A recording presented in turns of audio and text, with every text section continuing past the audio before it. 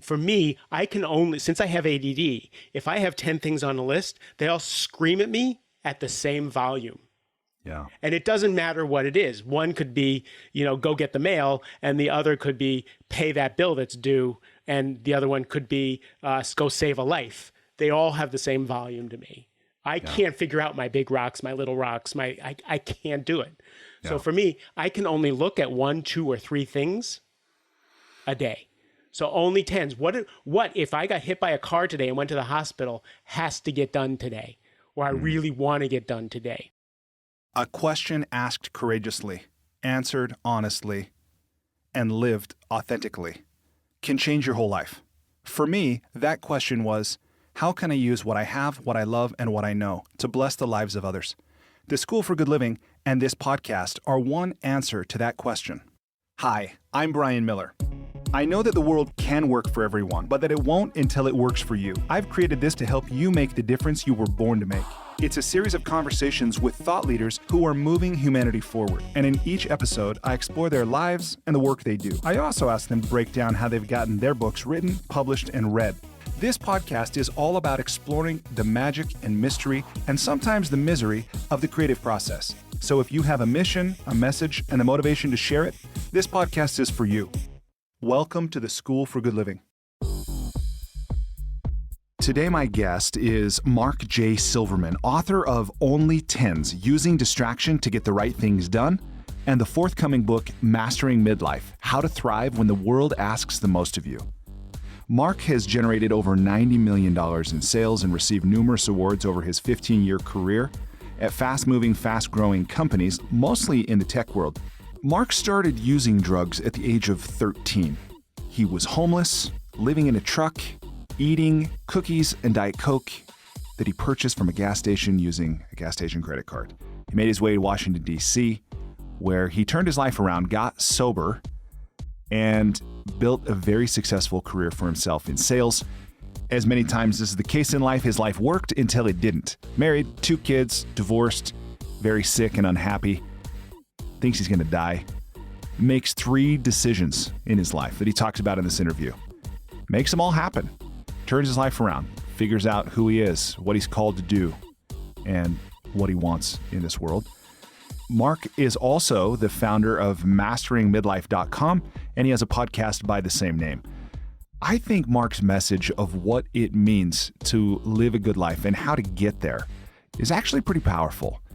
I find Mark's story very moving, and the honesty and authenticity with which he pursues his life's purpose is pretty powerful.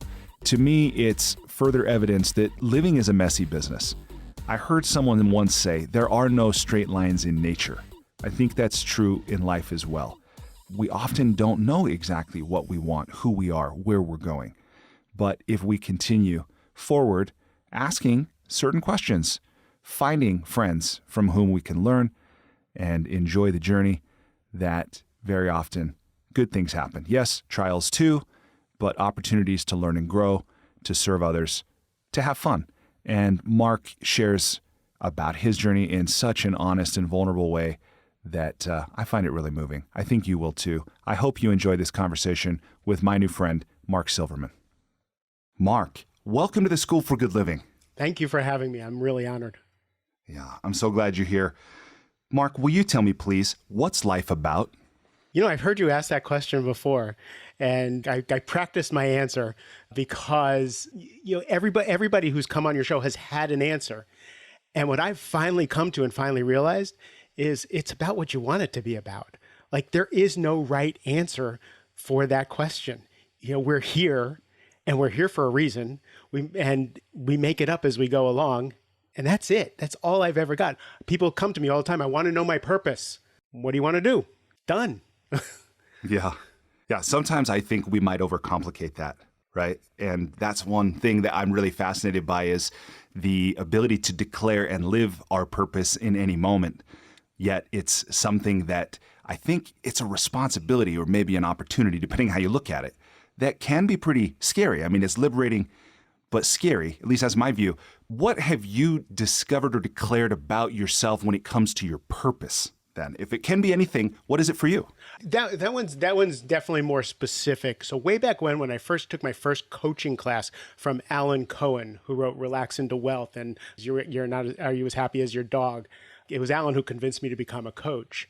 And in his coaching class, he said, put this on a sticky note and put it all around your house.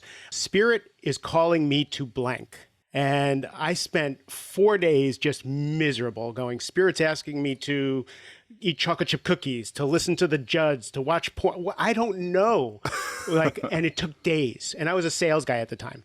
And finally, it dawned on me and it came to me in lightning. Spirit is calling me to connect. And I was like, great, what do I do with that? And after, exploring connection, connecting to myself, connecting to others, connecting to some sort of higher power or deeper meaning was how I started bringing that into my sales career. So every day was an absolute opportunity to live my purpose, which, I'll call that connecting is my purpose. Yeah, that's beautiful. And there's so much about connection, I think, that's so profound where, you and I both as coaches, I think we've probably seen this thing where people come to us for a very specific issue, but it's usually things that are more observable or direct, like how do I earn more money, or how do I have a more fulfilling relationship, or get my kids to obey me, or, whatever. But really, I think what's behind that are these deeper needs like connection or purpose or contribution. It's pretty remarkable, but good for you for being able to listen and fill in that blank. Spirit is calling me to. What do you think allowed you to have the clarity or the certainty once you were able to hear that, to know, okay, that's it? I mean, that's pretty abstract, connect. Like you were saying, what does that mean? How do you think you arrived at a sense of like certainty or clarity about that was the thing? Because you're talking about it now and I'm close to tears, right? When I think about it, do you remember when Susan Boyle did her video and that shock, the shock of everybody just blew everybody away. And then I sobbed, just sobbed. And I watch America's Got Talent or I watch these talent show things all the time because it breaks open my heart and I sob. And for me, it's because I feel a connection. I feel the audience connected with that connection, which we can go all the way down the rat hole of. That's God. That's oneness. That's, we all get on the same frequency, right after 9/11. So for me, as soon as someone cracks open and says a truth to me, oh, boom, that circuit closes and I could just break to tears. So my joy is when I feel that click in. It's what I live for. It's my drug. Yeah, that's beautiful. That's beautiful. And so your book, Only 10's. So this is a title, and I have to be honest, when I read the title, I'm like, am I misreading it? Only 10's, using distraction to get the right things done. Now, that's the book that you've already written. I understand you have another one that's about to come out, Mastering Midlife, How to Thrive When the World Asks the Most of You. Have I got that right? I love a host who does his research. That's awesome. Yeah. Okay. Yeah, that's right. Okay. And maybe it's the same audience or maybe it's a different audience, but I'm wondering, and if it's different, that's wonderful. But will you tell me, who did you write these books for and what did you want it to do for that? Sure. That reader? So Only 10's was written specifically for one human being on the planet, and that was me. I wanted to have a PhD in how to deal with my ADD and run a business and raise a family and function in the world. I was just having so much trouble staying on task. When I was a sales guy, I had a sales manager and VPs who were hammering me every day. Where's the sales cycle? Where are you in the sales cycle? What's happening? And my fear of being caught not knowing drove me to do the things I need to do. Now that I'm an entrepreneur, my sales manager is an idiot. It's me. Right. And he would much rather watch Netflix. Yeah. So Mr. Robot is so much more important than following up on the people that I met last night. So for me, it was my spending a whole summer getting a PhD in what are distractions, right? What's real? What do I really want? What do I think I want? I was just talking to someone and they said, your mouth wants cake. Your stomach never wants cake, right? And learning the difference between what your mouth wants and what your stomach wants. And that's only 10's for me, figuring out when is Facebook an absolute distraction and a suck of my life and time, and when is Facebook something that I connect with my friends and family, right? When how do I use everything in my life, and how am I a choice? So again, it was also me going from a victim of circumstances, because I call myself earnest in the book because I was earnest. I was everything to everyone all the time.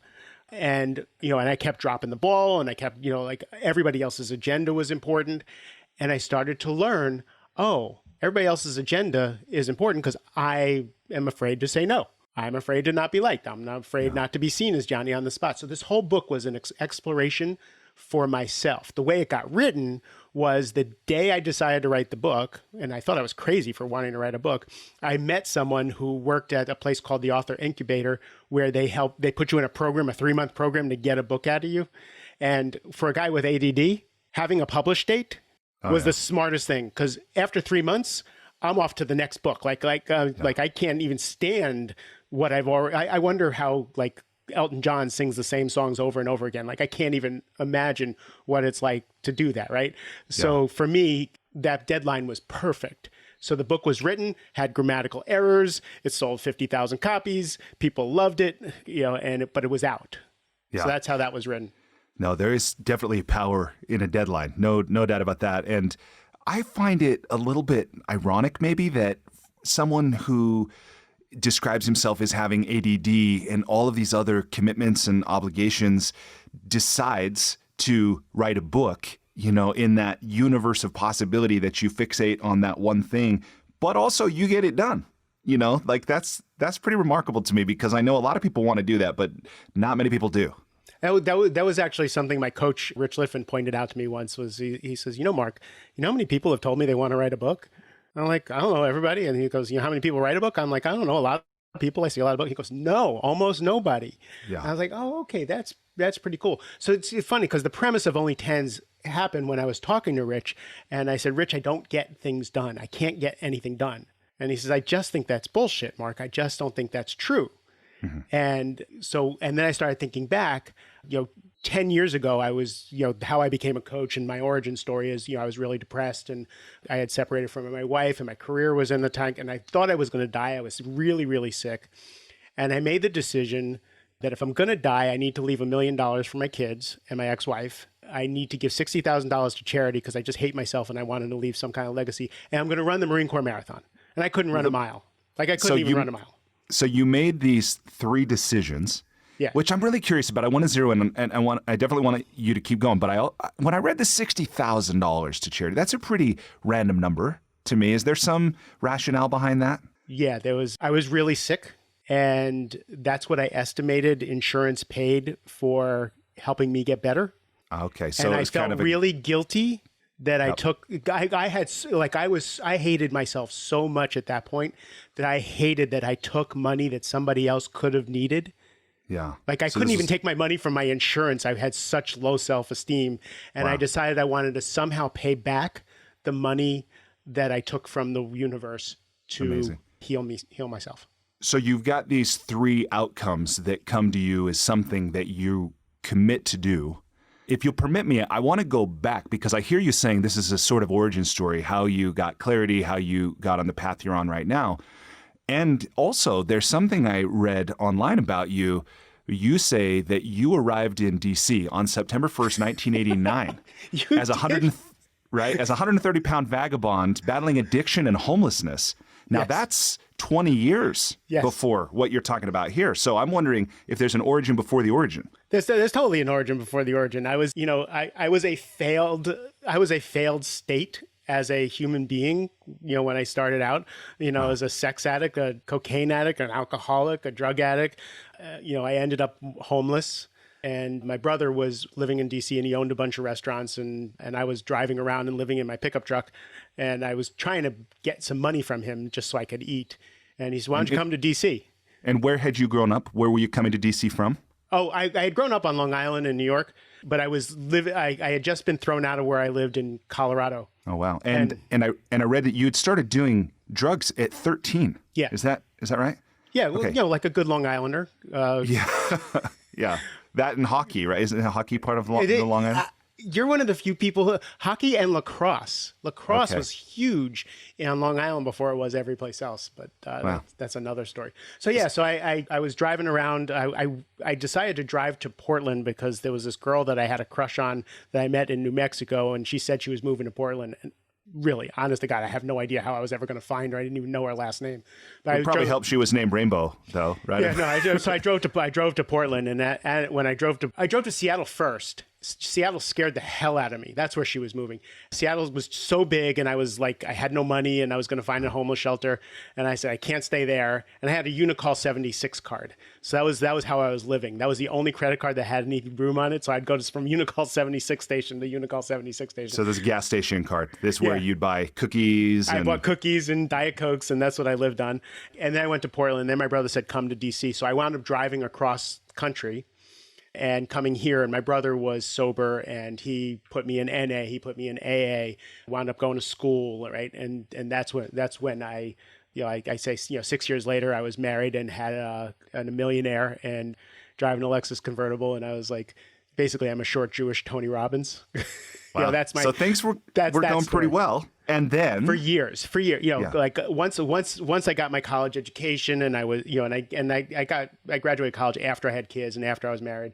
My ex-wife and I were having problems, and the career, being a high-tech sales guy was not sustainable for me at that time. I did not have the tools. I was terrified every day. I was in over my head, even though I was really successful. Yeah. It was just a lot for me. And Well, I understand you had a commission check, a single check for $380,000. Is that true? Yes. So you're like terrified maybe by this, but you're successful. Oh, and people would hire me at startups, and they would say, Mark Silverman is the best sales guy I know. And I'd be wondering who they're talking about. Wow. Because I could never own any of that. But you're doing it sober by this time. This is I've been sober 30 years. I've been sober 30 years. That's pretty incredible. So let me just ask about this while we're on it. Is there any part of the imposter syndrome that was part of this, or something? I mean, Every day of my life. So that was really present for you. Always. If people knew how much I didn't work, how much I was distracted, how much, how hard things were for me, how scared I was when I walked into a meeting. If people knew these things, they'd never hire me. They'd never let me go. You know, and my ex-wife used to say, Mark, I don't know how you do it every month, every quarter, like a rabbit out of a hat. You overachieve that goal. I'm like, I have no idea either. I just don't know. But you're doing it. And that's something I've been so fascinated by as I've gotten inside the private lives of successful people, as a coach tends to do. To see that people achieve extraordinary levels. Many people achieve extraordinary levels driven by really disempowering emotions. Now, not everybody, but many people. And it's not what's obvious to look from the outside. People look really put together.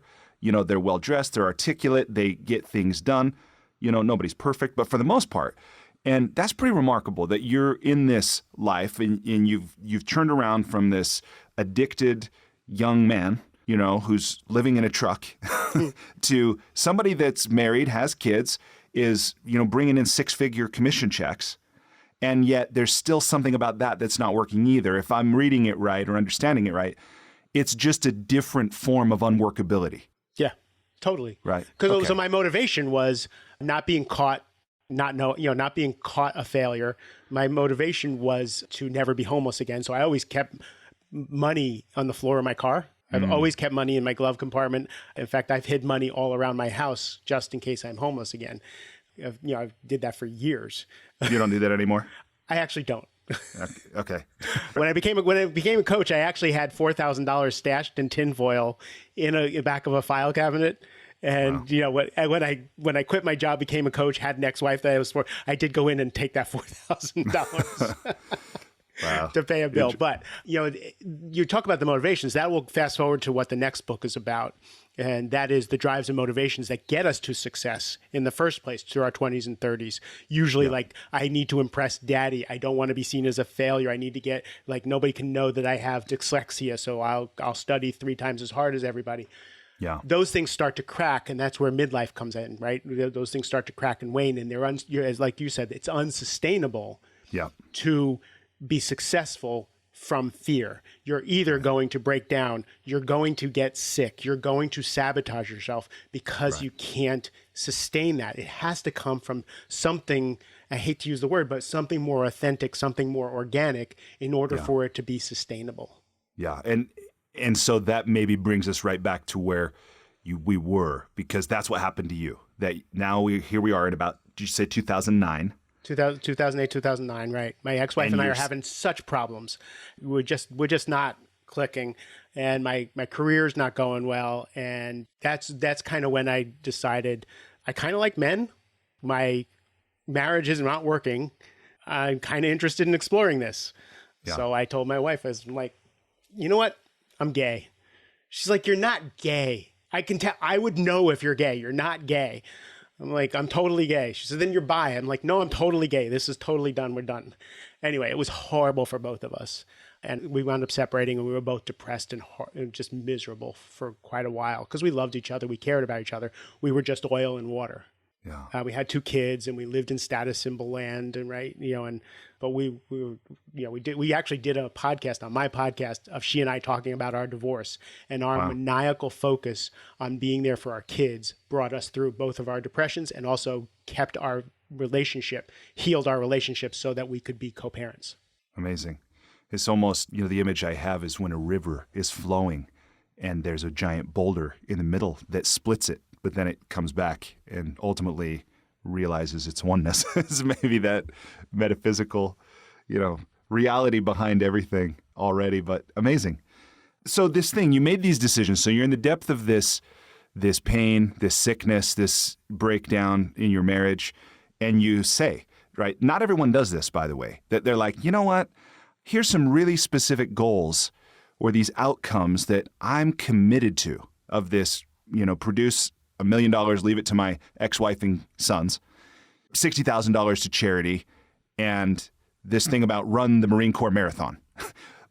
So how did you arrive at that in this period of whatever, ambiguity, difficulty? How did you come up with those 3? And that's easy. And then I want to zero in on the marathon in a moment, but okay, so how did you do it? So the money was clear. I wanted to leave the money, and I had just gotten a new job with another startup. And it was, another one of those rocket ships. I'm like, I can totally, we can totally, if I put my head down, I could totally go and make the money. And then the marathon piece, we said the charity piece was for me to make up for being such a shit in life. And then the marathon was I was sitting in a parking lot waiting for another doctor's appointment. And this guy, Stu Middleman, is being interviewed about running on NPR. And he's an ultra marathoner. And he says, anybody can run. We're bipedal, and we're supposed to run. We're supposed to be able to run. Meanwhile, I have pain in my body. My back hurts. This hurts. And he says, everybody should be able to run. So I bought his book, read his book, and I started running, like a block, 2 blocks, couple. And then finally I called him and I said, would you coach me in running the Marine Corps Marathon? And it was 5 months away. And he said, I will coach you into the next one, not this one. I'm like, no, I have to run this one because I thought I'd be dead by the next one. So I followed all his instructions, and it just didn't matter. It was a 10 for me. Like, my back hurt, my knees hurt. I didn't care, right? I didn't have time to go running. I didn't care. I was going to do this. And then I made it public and raised a bunch of money for me to run the Marine Corps Marathon, and now I couldn't let people down. Oh, so, yeah. Yeah, once you make it public like that, then there's another level of leverage for sure. I want to go back to this thing that you said about telling your ex-wife you were gay, because my understanding is that you later came out and reversed that. No. Is that no? No. I don't know why. No. I don't know where I came up with that. Probably because I just got married in December to my partner of 7 years. Okay. Yeah. No. I never reversed it. I do admit that the whole thing is fluid. Oh, yeah. And that there's opportunity but I'm in a committed relationship and very happy with my choice at this point. Right on. Good for you. That's great. Okay. I want to go back to this thing about 10's, only 10's, because, there's this advice, especially I think in a startup world, and as people are encouraged to really focus in, practice minimalism, essentialism, this kind of idea that if it's not a hell yes, it's a no, kind of thing. And that was the way I interpreted this idea of only 10's. But will you talk about what do you mean by that? And how do we know when something is a 10? in our lives? So for me, it's something that needs to get done now, and needs to get done by me. Or I want to do it, and it's been deemed not a distraction from the real 10. It's like I have a whole flow chart that someone put together for me, but it's really, it absolutely has to. So the premise of Only 10's is your list. So I did David Allen's Getting Things Done twice. I went to his seminars twice. I bought the label maker, and my folders look awesome. And I got 2 weeks out of it the first time, and I got 3 days out of it the next time, right? Writing my list and all that stuff. So I'm the anti-list guy, right? For me, I can only, since I have ADD, if I have 10 things on a list, they all scream at me at the same volume. Yeah. And it doesn't matter what it is. One could be, go get the mail, and the other could be pay that bill that's due, and the other one could be go save a life. They all have the same volume to me. I can't figure out my big rocks, my little rocks, I can't do it. Yeah. So for me, I can only look at 1, 2, or 3 things a day. So Only 10's. What if I got hit by a car today and went to the hospital, has to get done today, or I really want to get done today. And then it starts to come to essentialism. What is the essential thing? And then what Rich Litvin, my coach at the time, says, why don't you trust your energy? Where is your energy bringing you, right? And I'm like, well, I'll be homeless, right? But what I noticed was I had juice for this, so when I had juice to write the book, I followed that, wrote the book. I had juice to do the podcast. I didn't want it. My head didn't want to do the podcast, but something wanted to do the podcast. Podcast comes into fruition, right? So when I slowed down and started to learn the different parts of myself, what my head wants, again, my mouth wants cake, my stomach wants nutrition, right? When I started to learn the difference between the cake and the nutrition, and I was able to be at choice because there were bigger 10's, there were bigger things that were important to me, then I could really pare down my list. And then I found when I brought it to my clients, they would bring in these lists with 150 things on them. Yeah. And by the time I'm done with them, they've delegated 75% of it. Yeah. Good 20% of it was like, these don't even have to get fucking done. Steve Chandler calls it the I should have done yesterday list, right? Yeah. And they would just get room. They would just be able to breathe when I just confronted. So I say, everything has to fight to be on your to-do list. Your to-do list is your life. So it has to fight to be on your to-do list. Is it somebody else's agenda? Are you doing it because you're afraid not to do it? Are you is there a boundary you need to set? Is there an agreement you need to make? And you go through all those qualifiers, and it's amazing how many things fall off your list. Yeah, it really is. I think it's my experience as well. If we're willing to look at that, honestly, to answer that honestly, and to go back to something you said a few minutes ago about this idea of earnest, and for you created that as a persona, right, which I love, recognizing there's a part of me that's ultimately not serving me, being a pleaser for others, trying to fulfill other people's agendas or avoid upsetting them, that kind of thing. And if we're willing to look at the things on our list with that level of, I almost look at it as discipline or honesty. I'm going with honesty. Yeah. Because again, discipline is rough for me. Honesty is the salve. That honesty is how I figure my way through. Then the honesty is, do I want to have that difficult conversation, to set that boundary, to say no, to renegotiate? And if I don't want to have that conversation, if I'm too scared to have that conversation, then I choose what I'm doing. And the 10 is avoiding the confrontation. Yeah. Right? So I get honest with myself. So I'm choosing everything. All of a sudden, I'm no longer a victim. I am at cause. I'm an owner of my own experience, and I'm not a victim of anything. Yeah, that's so powerful, really acknowledging the choice that's available to us in every moment. Whether or not we choose to exercise it, is another matter, but even being aware that it exists, I think is a evidence of growth. So that's beautiful. I love what you're saying about this list. One thing I wonder is, without some kind of a routine, I mean, even if it's not a discipline-driven routine, even if it's like you were saying, where your energy is kind of encouraging you to go or prompting you.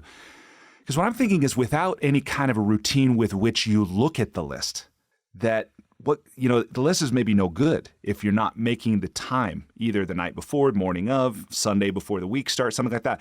What have you seen when it comes to routine as an important part of what you're talking about here? So everything for me is experimentation. Like what works for me is not going to work for you. Everything is experimentation. What works for me is if I sit down in the morning after my meditation, after my journaling, after I do my whole morning routine that I do to, because, to get myself okay with living in the world. Yeah. Which, by the way, if you'll permit me to jump in right there and just ask, what does your current morning routine look like? Getting up at 5:30 in the morning. I have my coffee meditation. I know I'm not supposed to drink coffee, but I love my coffee with turmeric in it, my bulletproof coffee. And I sit on my cushion with my coffee and I journal for 3 pages. I do morning pages journaling. Then I read a little something, spiritual. What are you reading? What'd you read today? Today I'm reading I Am That by Sri Nargadatta Maharaj. That's the book I'm reading. I've been reading every day for the last year. It's blowing my mind. I saw your Facebook post. Mind creates the abyss, the heart crosses it. I wanted to ask you about that. This is amazing, isn't it? Yes. That is amazing that you're reading the same book. Because that's not like The Power of Now. No. It sat on my shelf for years before I think I was ready for that book. But I interrupted. Okay, so then you're reading. And then I sit Zazen, meditation for a certain amount of time. Or I'll intersperse that with a little Joe Dispenza. Because I just love Joe Dispenza. Yeah, he's amazing. And then it's after all that you'll look at your list? Then I'll go to my whiteboard. Okay. And I write on my whiteboard what it is that I want to get done. If I didn't do it the day before. Okay. Or if I did it the day before, I look at it and see where I lied to myself the night before. Because I'm really untrustworthy. I'll put shit on my list that I have no intention of doing. And that's I think we all do that. Right. And I got to get honest. Yeah. So thank you for sharing that morning routine. And then to go back to what you were saying about everything is experimentation. What works for you might not work for me or somebody listening. Yet I think it can be valuable to hear what does work for others as our experimentation doesn't need to be based entirely on experience. We can learn from others' experience. So by the way, if you want for your audience, and I'll even make a webpage for it, I have an Only 10's free video series. Awesome. So I'll put it on a page for you guys. And you can put it in the show notes, and they can have that free course. And I can put my journaling course on there too. No, that's wonderful. And will that flow chart also that somebody made for you about the 10's? Is that something that could be part of it? I'll put that on the. No, actually, it's in the video. So yeah, it's there. Perfect. Yeah, thank you for that. I think that would be helpful. I went through a period of a number of years where I was pretty studious about learning. I did also getting things done, which I still use most of it. I'm a huge proponent. I know it's not for everybody, but different things. And I'm at a point now where, although I recognize there's always room for improvement, I feel like I've reached a pretty great area for me that balances productivity and contribution with enjoyment and rejuvenation, time with family and friends, stuff like that. So I know not everybody's there. Many people, they wake up in the morning and it's like chaos. Like somebody left the front door open and the storm is blowing inside the house. I have lots of chaos in my life. I do have, I do have a lot of that. But the thing, even I'll exercise a lot and then I won't. And then, a lot of things will come and go. The thing that has never gone away is I sit, I journal, I read, I meditate. And that's the one thing that's been unshakable for a decade. Why do you think that is? I was at a networking meeting, and again, I'm an introvert, I'm an empath, so I don't like groups of people. But I go to these networking meetings so that I can be out in the world and find clients and meet people and talk to people. And I was at a networking meeting that was overwhelming and huge. And it was standing room only. I was standing there. And after I leave, I get a picture. Someone sends me a picture on my phone of me standing at the meeting. And so the little birdie told me that my favorite person was at the meeting. I said, oh, that's cool. Who's my stalker? And she said, oh, it was my husband. And I said, why did he take a picture of me? And she said, he said that you were so peaceful and so grounded and so centered in the middle of that meeting, he couldn't take his eyes off you. He's never met anybody. We've only met one other person who has that quality, and he wants me to go get a proposal from you to work with you. Wow. And now the reason that's so poignant for me is, one, it's not how I feel all the time. I don't like groups of people, so I feel uncomfortable, like I'm feeling all this stuff. And I'm pretty much Ricochet Rabbit, right? And high energy. And I've never been described as Zen, peaceful, grounded, centered. And that's how people describe me now. That's consistently, open heart. Like, so all this work that I put in over the years is now what I'm manifesting in the world for the people around me. And that pays dividends. That, and it's kind of my AA. My, the drunk monkey stung by a scorpion that's in our head. Yeah. It goes all day, every day for me, all the time. So that's my lifeline to being this guy. Wow. I'm not naturally this guy. I got to work for it. So I got to go do my reps. Well, how do you know that the drunk monkey stung by a scorpion? I mean, you say that you're not naturally this guy, but how do you know that maybe you are naturally this guy and it's that other thing that you're not? Right. And I'm not going to spend a whole bunch of time trying to figure that out. What I know is I'm able to be married to one person. Yep. Right. I'm able to actually stay on task and get to my meetings and take care of my clients and be present for my clients and I'm not going to let go of that lifeline. So it's become a 10 for me, just like not drinking. How do I know I can't take a drink and be fine? I don't know. I might be able to have a glass of wine with dinner. I don't know. Yeah. Why would I find out? So I'm not going to find out what it's like to be without my morning routine. Yeah. You know what you're describing, it's really resonant with me because that's same. I've meditated pretty much every day for about the last 8 years now. Last 3 years, I haven't missed a morning or an evening session. I remember when I read something Deepak Chopra wrote, and his advice was to meditate for 30 minutes. And I was like, who has time for that? And now I look at my life and I think I would not do it. Partly because I remember what life was like before, and I don't want that life anymore. In addition to the fact that I enjoy it, now I've reached a point where I actually enjoy it. And the third element for me, and I suspect maybe you get this as well, is it's like things just show up. Not just in life. I'm not talking about manifesting. I'm saying like awareness, insights, new thoughts or connections that occur. As much as I'm not consciously trying to cultivate that, it's like, if I just make space, stuff shows up. I'm like, it wouldn't if I was just busy all the time. Yeah, miraculous stuff. The podcast came out of sitting on the cushion. Right. Yeah. 3 days of the voice saying, you're going to start a podcast. And I'm like, no, I sound like a male Fran Drescher. Not going to happen. No, you're going to start a podcast. And the next day, no, you're going to start a podcast. Next day, like, you're going to start a podcast. I'm like, okay, I'll start a podcast. I don't want to do a podcast, but I listen. I know which voice to listen to. Right. Wow. Next thing, I talk to a client who owns a podcasting company. Next thing, our mutual friend Toby is in my life. Right. Next thing I know, I got a producer. I got 10 shows. It's rocket ship. Right. And it just builds itself. I listen to that voice. It happens. So now I know whenever I'm on that cushion, something comes out of my pen or that voice happens, I just listen to it.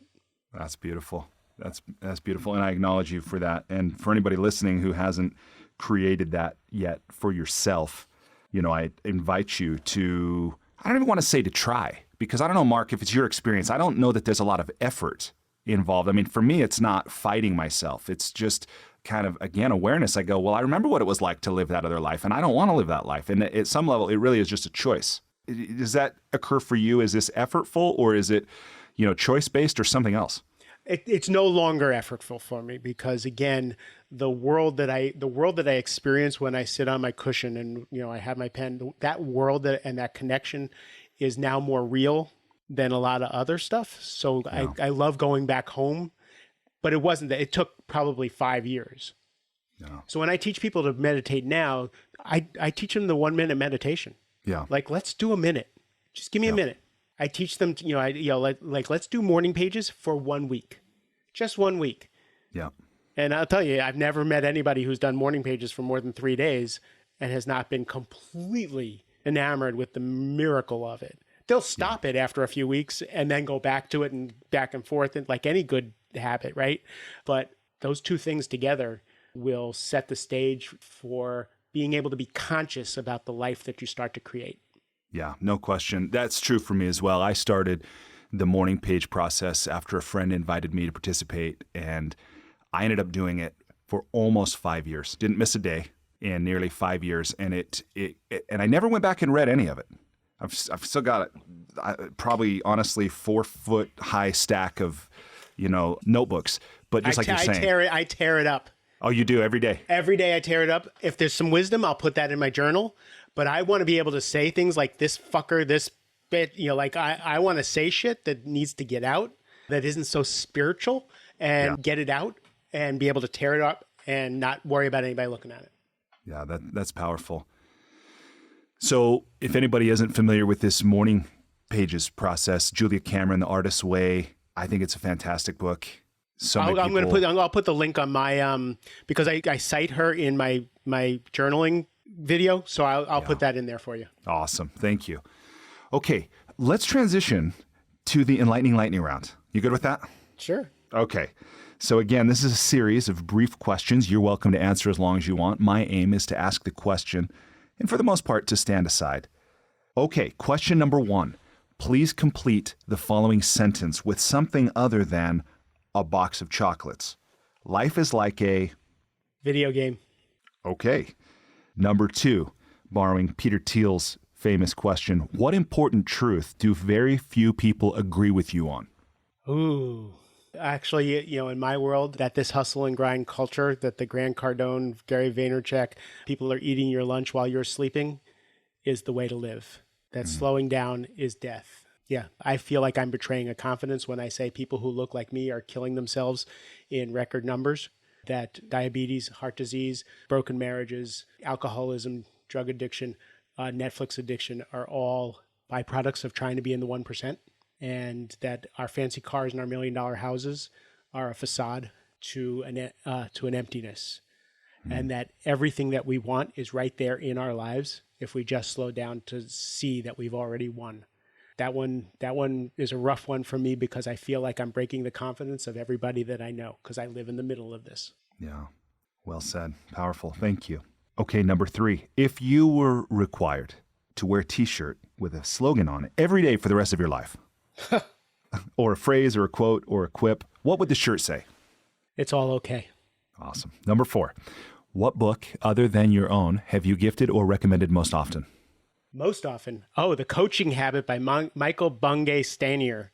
Like every new, anybody that I coach who's a new leader who leads a team, I make them read that book and we talk about how to get the responsibility of everything off your plate. So I give that book away over and over again. And then I think the second one would be The Way of Mastery by Shanti Cristo. That book just came up for me in conversation with someone. I haven't read it yet, but recently landed on my radar. And The Coaching Habit, yeah, what a fantastic book. Isn't it great? It's just good. So right on the money. Something you can do immediately. When you're an overwhelmed new leader, and it's just brilliant. Yeah. Besides, he's funny as shit. If you listen to the audience, he is. Yeah, he is. He was a guest on this show about that book, and I actually just interviewed him last week for his new book, The Advice Trap, which by the time listeners hear this will also be out. That releases February 29th of this year, 2020. Can't wait. It's great. Yeah. He builds on what's in The Coaching Habit, but deepens, and he gives name to these patterns that are evident, but they're funny, but they're also real. When clients do this, when clients yarn, when clients popcorn, when clients big picture, it's like, oh my gosh, I love having a distinction. So anyway, it's awesome. Okay, I'm deeper in the lightning round than I want to be. I'm going back to the questions. Okay. Before I do, I just want to ask this book, The Way of Mastery. That's what you said. Yes. It's this other book, right? Yes. Why do you recommend that book? It's the Christian version of I Am That. It is. So, I've spent the last long time studying Christianity, studying Buddhism, studying Judaism and mysticism and the Bhagavad Gita. And so I love all the flavors of all this. And when you go down, boil it down, and all of it's the same. Right? So the Way of Mastery was recommended to me by Steve Hardison, who is known as the ultimate coach, wonderful guy. And the way he lives his life really kind of attracted me to it. And I've already been steeped in a lot of what is in the Way of Mastery, and being raised Jewish and being gay and being a little freaked out by the Christianity stuff. This isn't that. Like this for me is adult A Course in Miracles. Like grown up A Course, and I'm not putting down A Course in Miracles. It's amazing, but this is just kind of the Christian version. Christ talking as a master and showing us that we're also a master, that we're brothers with Christ consciousness, and there isn't a word in it that's different then I am that. There isn't a word different than boundless intimacy, which is my Zen version of this, all of this. It's just, for me, it was just so healing and loving. And I learned to absolutely, in it, that Christ says, you cannot know God without loving his creation, and you are his creation. And that hit me. Like, I can't know God until I love me. That's an obstacle. Yeah. Right? That's an obstacle that I'm putting in my way of knowing God. If I say all I ever want to know is God and truth and reality, and my way through is to love me, that's an exquisiteness that I want to live with. So that's why I give that book away. Right on. Well, thank you for that. Okay, number 5. This one's about travel, recognizing that you travel a ton. What's one travel hack, meaning something you do when you travel, or maybe something you take with you to make your travel less painful or more enjoyable? I bring my food. I either find a Whole Foods or I bring it with me in my suitcase. I used to bring a blender with me everywhere, my little bullet blender, but I bring shake mix everywhere I go so that I can have that meal handled wherever I go. Very healthy of you. Okay, number 6. And I didn't mention this by name, but we'll be sure to put it in the intro and of course in the show notes about your podcast, Mastering Midlife, right, is the name. And so this one, I realize you might, and you're welcome to answer as long as you want, but this one's maybe really pertinent to somebody who has a podcast by that name, which is number 6. What's one thing you've started or stopped doing in order to live or age well? Oh, sugar. It's all sugar, American wheat, it's just horrible for me. Like I'm 57 years old, right? So I have trouble using my hands when I eat too much sugar, too much dairy, too much wheat. My allergies went away when I cut out sugar and dairy. And, I indulge here and there, but I pay for it. That's been the absolute life-changing. And then stretching. So for stretching, again, whether I exercise or not, is always gone up and down and in and out. Stretching stays constant, and that's because of back issues, and I wouldn't let that go. No, thank you. Okay, number 7. What's one thing you wish every American knew? That we're all in this together. That there is no you and me. Like that we are flip sides of the same coin, and we're only going to make it together. No, I love that. Okay, number 8. What is the most important or useful relationship advice you've ever received and successfully applied? It's not them, it's me. That's I create my relationships, and that I am responsible for creating my partner. I am responsible for creating, if I want love in my relationship, I create love. If I want intimacy in my relationship, I create intimacy. If I want honesty in my relationship, I create honesty. It's not them, it's me. That was game changing for me. How did you learn that? I had a guy named Mort Fertel on my podcast who was a marriage counselor.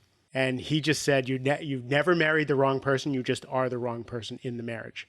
Wow. And now, of course, there are people, you're getting abused. You need to remove yourself from the situation. So I'm not saying that that's a catch-all for everything, but I love the person I'm with. Now, how am I creating the relationship? How am I taking 100% responsibility?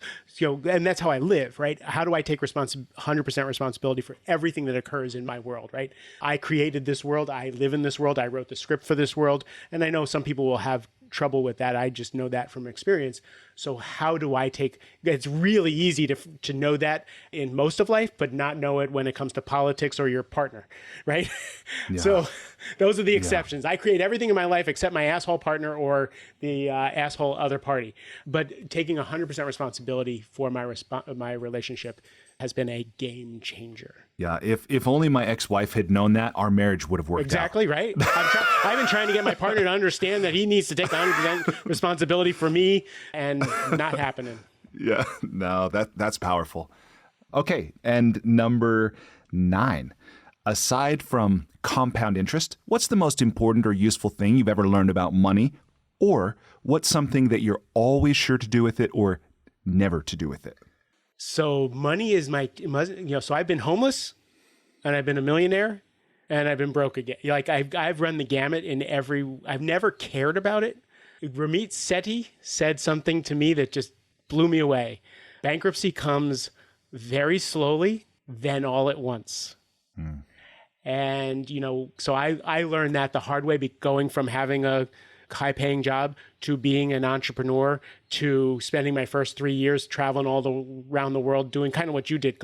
Let's go meet every guru, every brilliant person. Let's go do every program that could possibly be so I can master what I do, right? Yeah. And then on the other side going, oh shit, I'm an entrepreneur.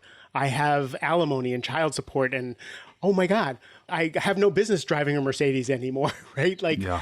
that was the Ramit Sethi thing was bankruptcy comes slowly at first and then all at once. And learning that I am an entrepreneur in a business, absolutely game changing for me. What do you think the biggest change is? Because I feel that same way. Like I've asked myself a lot, why am I growing the School for Good Living as a BLLC, as a for-profit organization? Why not do it as a nonprofit? Why not do it as a hobby? This kind of thing. And my answer to myself is because there's something for me to learn or become. I'm very clear, on multiple facets of this, from the marketing and sales. How do I position and communicate to somebody? How do I understand their need and communicate in that way? How do I live and operate with integrity on the back end of the accounting and the finance and like all this? So for me, that's very clear. For you, what do you say? Like when you talk about entrepreneurship, there's an important aspect there for you when it comes to money. Totally. It's almost the same thing. And I can tell you, for me, the epiphany came in morning pages when I was thinking about, I'm just open-hearted. I want to give my gifts to the world. I just want to help everybody, no matter what. Why do I focus only on rich people and successful people? I just want to help everybody. And It occurred to me that I had these 4 prongs. It was family, spirit, mission, business. And then it got really clear to me that without my business, my mission doesn't happen. Without my business, my family doesn't get supported. Without my family, I'm not the person who I want to be in my spirit. And it just showed me that every aspect of my life, my family, my spirit, my business, and my mission are interchanged. And that for me, not taking care of my business was shortchanging a leg on the table. Wow. That's amazing. And what I can imagine, and you can, kind of correct me or add to, but that's a very different place from which to come or show up or act in the world than where you were before as that salesperson who had the imposter syndrome, somehow pulling a rabbit out of a hat every month to make this, commission check or whatever. But how do you see your life and work different now, given what you said about these kind of 4 legs of a table and they all interchange with one another versus, how you operated back then? Does that question make sense? Yeah, it does. So for me, the only reason to be alive is to love. The only reason to be alive is to connect and to see the reality that there is no you, there's only us. That for me is the ultimate in seeing behind the veil of what the video game that we're playing. But I did incarnate. I did come here. There's a game to play, right? Yeah. So now I see my business as a game to play. I don't need to be Jay Shetty and be all over the internet, right? I don't need to go charge $1 million a session and all that stuff. But the game I want to play, the game that I've never mastered, even though I made tons of money, I've never mastered being a conscious businessman, entrepreneur, taking care of my family, I've always made more money than I needed. After I was homeless, then I made more money than I ever needed. So I didn't have to be conscious about money. Right. So for me now, the game is, it's the game I want to play. Yeah. Right now, my husband's value is stability, predictability, right? The safety. Mine is, I don't give a shit. Right. But if I love him, I need to provide that. Right. So that's the game I want to play, is how can I expand my range? I've done free spirit. I've done, cashing in the chips and going and living my dream, or as Brene Brown says, daring greatly, right? Yep. And then she wrote Rising Strong because people were saying I dared greatly and I hit the pavement. Now what do I do, right? So that for me is, and can I trust myself to be it's really about growing up for me. Can I trust myself to be an adult to really handle this stuff? That's awesome. Thank you for that perspective. Okay. Well, the last thing here in the Enlightening lightning round is just this. I want to be sure to ask you, if people want to learn more from you or to connect with you, what would you have them do? Well, they can go to my website, markjsilverman.com or masteringmidlife.com. They both go to the same place. And that's, there's some videos on there where you can get to know me. There's free stuff. The podcast is a great place to get to know me. I kind of leave it all there. Episode 50 is I had one of my guests actually interview me so they can find out about me. Awesome. But it's more about them. So who cares about me? What I care about is that they go to the podcast and they find the topic, because we talk about depression, mental health, we talk about money, we talk about leadership, we talk about sex in our 40s and 50s. We talk about caretaking. Like, go find the topics and then go research those people who I interviewed on those topics and learn for yourself. Yeah. Because this playground is your playground. So I don't really care what people know about me. Is how can I bring them something that they can go now live the life they want to live. Yeah, that's beautiful. Thank you. And the other thing here is I just want to share with you that as an expression of gratitude to you for making time and sharing of your experience and your wisdom, one of the things I've done is I've gone on kiva.org and I've made a microloan of $100 on your behalf to an entrepreneur. She actually lives in Cambodia. Usually loan to entrepreneurs in India, but Nav lives in Cambodia. She's going to use this money to buy vegetable seeds and fertilizer for her farm. She's 58 years old, so she's a little ahead of you. But she's a widow who's a mother of 2 children. One of her kids works in a factory, and she's been doing this work for the last 10 years. Wow. So anyway, we're helping her out a little ways. That's beautiful. Thank you. And thank you for giving me a reason to do that. Okay, so the last part of the interview here is one around creativity, writing, maybe marketing and promotions.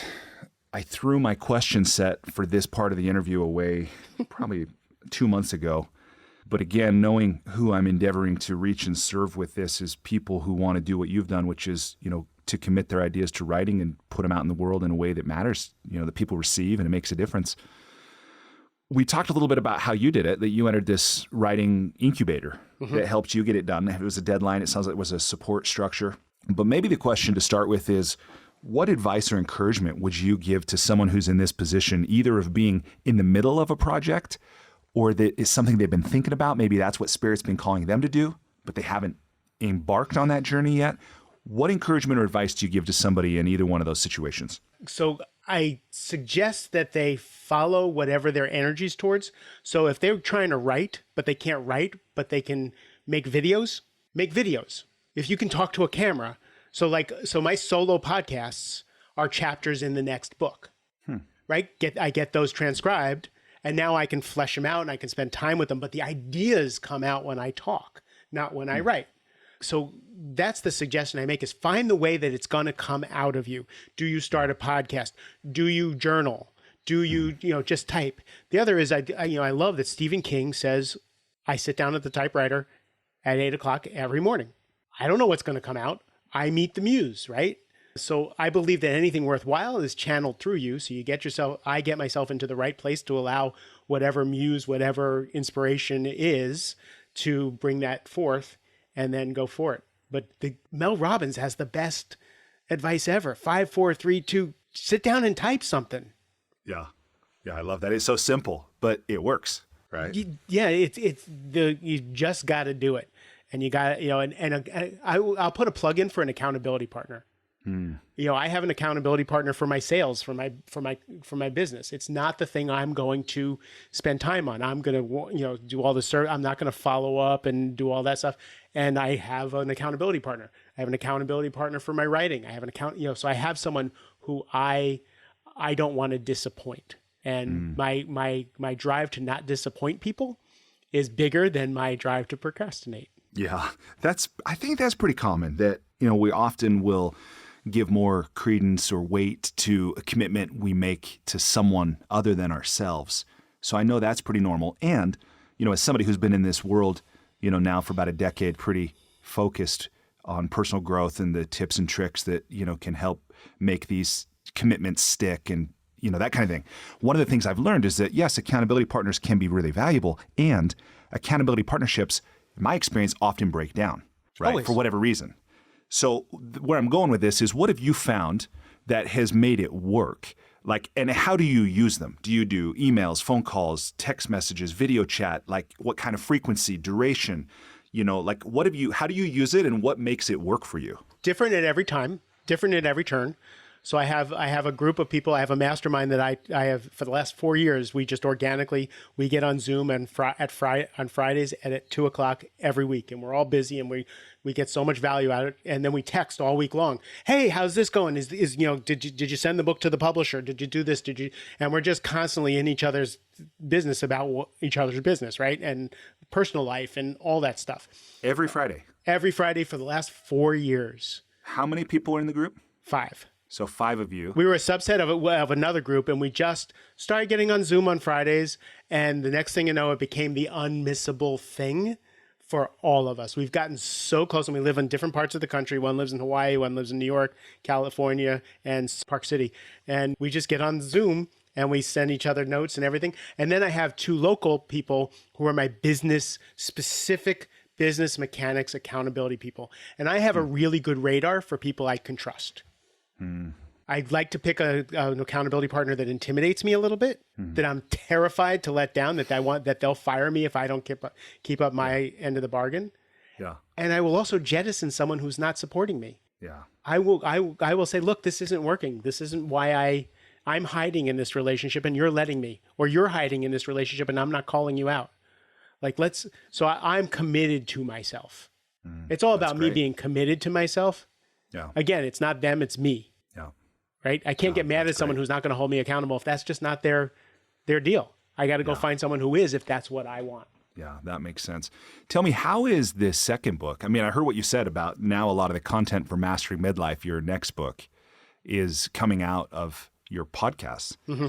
But how else? I mean, I don't know if you did that with only 10's. It sounds like you didn't. But how is the production of this second book different from, or the same as, your first book, Only 10's? So I think this is my magnus opus. Like, I think it started out as a how-to, and now it's a lot deeper for me now. And so it's become more organic. And again, the longer it takes to write it, the more it changes. Like if it takes you more than a year to write your book, you should be writing your next book because you're a different person.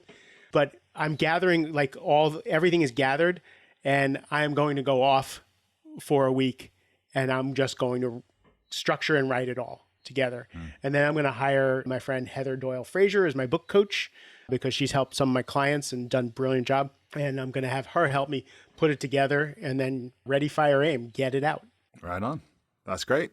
Well, and that leads perfectly to the next part that I want to ask you about, which is marketing and promotion. Because I know many people, they, especially if it's their first book, they think maybe getting the book done, like getting the manuscript completed or getting it out in the world, they view that as the finish line. Mm-hmm. And yet, although that is certainly an accomplishment, if people don't know about the book, they don't care about the book, they never pick it up or read it, probably that writer won't really be satisfied. What have you discovered when it comes to successfully marketing or promoting a book, telling the world about it, getting them interested in it? So the cohort that I wrote with, it was really a brilliant thing. Wrote with a bunch of other people. And what I did was I sent out to all my communities, I sent out probably 100 copies, electronic copies, to people that I cared about. I asked them to write a review and send it back to me. I made it free for the first 3 days on Amazon. And then I emailed their reviews back to them on launch date. I got commitments from people that they would buy the book for $0 on the first day and cut and paste and I gave them back the instructions on how to cut and paste their review. So they're all real reviews. They're all real people and all that stuff. But I got that instant notice. And once you get 25 reviews, Amazon automatically starts to help you. I don't know much about the business, but getting a posse of people to help you promote it on the day that you put it out there gets it on these lists that people do, and then it takes off. Again, when it sold 500 copies, I was like, and then it sold 1,000 copies, and my ex-wife's like, you don't know that many people. Like, I know who's buying this book. And then it's selling like 300 copies a month for years. Like, that's awesome. Who's buying this stupid book? It's just crazy. Because again, I'm ADD. I wrote it. It's not good enough. I don't want to pay attention to it. I didn't promote it. I didn't do a lot with it. And I just reread it just a couple days ago. I'm like, this is a good fucking book. Yeah. But mastering midlife is going to be different. I have a podcast. I have a following of 30,000 people, right? I am of consequence in the world now a little bit. So there's going to be, people are asking me for the book. This is very different now. Like people are like, when is the book coming out? And that's new for me. So it's time to get it out. That's great. Well, good. Okay, what else have I not asked, or what else would you like to share specifically when it comes to these areas of writing, creativity, marketing, promotion, anything like that? Oh, you got to press send. You got to press post. You got to press, like, my first couple of videos were the most terrifying thing ever on the face of the planet. And then I started becoming a ham and I started liking it, right? And then I end all my videos and all my podcasts with "I love you." The first couple times I did that, I wanted to throw up, like, oh my God, everybody's going to know I'm just such a girly man, open-hearted. Softy. Yeah, softy. I'm like, fuck it. I do love people, right? But that terror, you got to get past that terror. You got to publish, right? You just got to put it out in the world. And there's just no substitute for that. Go read Seth Godin, It's Your Turn, right? Seth Godin says that in It's Your Turn. You've never lived in a time where your voice can be heard. That's the good news and the bad news. Just do it. That's the advice I have, is you just got to do it, and you got to be terrified, and you got to be hungover, and, deal with the hangover, and the exhilaration is on the other side is unmatched. That's awesome. And what's interesting to me as I hear you share that, what comes up for me is the words that I believe Steve Jobs said about real artists ship. But what's interesting is there's a different quality in that to me. What you're saying, where real artists ship is like a challenge, like there's an edge to that. Like, whoa, if you're really going to do this, press send, but what I'm hearing you say is be yourself, put yourself out there, and then just work through or accept whatever the consequence of that is. Right. And, again, for a guy who's earnest, who didn't want to have knees and elbows, my ex-wife used to say, Mark you walk into a room and 50% of the people are going to like you and 50% of the people are not going to like you, except Mark. Mark walks into a room and everybody likes him because I was a chameleon. I had no knees and elbows. And now I have knees and elbows. I have opinions. I say things out in the world, and people don't like me. For the first couple of years, that was really hard to have people go, I don't agree with you. You're an idiot. And sometimes I was an idiot. Sometimes I say shit and I'm completely wrong. I was on the toilet, responding to a pro thing, and I was just total bullshit. I got to be willing to be an idiot and go, you know what? You're right. I was totally wrong. Or actually, I thought that yesterday and I don't think that today. My beliefs changed. They're all made up anyway. Well, I think there's something very aware in that statement. And, it makes me think of something I've heard attributed to Gandhi about my commitment is to truth, not to consistency. It's like, that's interesting. I might have a certain view, a certain understanding today. Tomorrow it might be different, And nobody's right. I did a podcast on the Shakira J-Lo. Oh, the Super Bowl thing? The Super Bowl thing. And I was listening to people going, oh my God, the Latina power. It was so beautiful. Then I had to have my kids leave the room. And then, they had middle-aged women. Wasn't that amazing? And their sexuality, and it was gorgeous. And then other people were like, that shouldn't be on TV, and that should be. And I'm like, which one's right? Oh my God, I don't know. That we're exploiting women, and it was suggestive. And I'm like, what do I care? I'm so invested in finding the right opinion when they're all right. They're all wrong. They're all right. Depending on which side and I'm like, I loved it. I thought it was amazing. And my partner was like, yeah, I don't think that was appropriate. I'm like, what do I care about my opinions? It's just silly. I'm happier without all these opinions. Yeah, we get so attached sometimes. No, that's great. Well, Mark, I've enjoyed this conversation so much, and I've taken a lot away from your book, Only 10's, from the hour and a half we spent together today.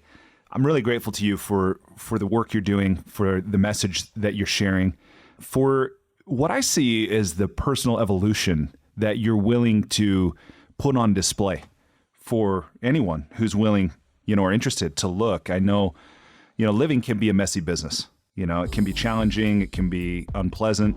But we all have, of course, our own version of it. And as you mentioned earlier in this podcast, a lot of people are opting to end their lives, when they reach midlife, and they feel maybe like they've seen enough of this movie and they don't care, how it ends. But the fact that you're actually consciously putting a message out in the world to suggest to people there's another way of living, I think is really important. And I thank you for that.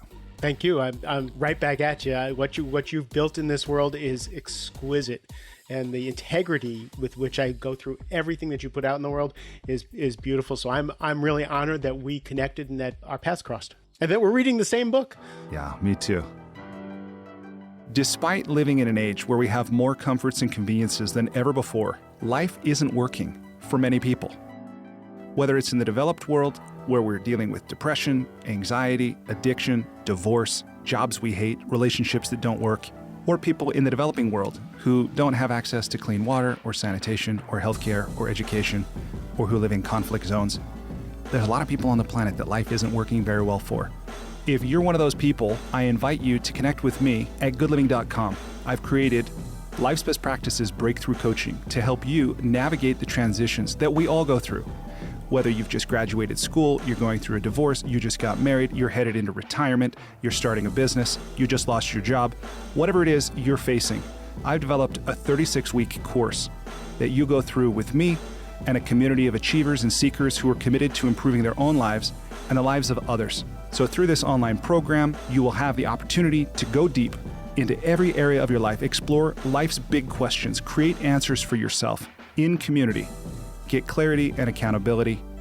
If that's something you're interested to learn about, I invite you to contact me directly at brian@brianmiller.com or by visiting goodliving.com.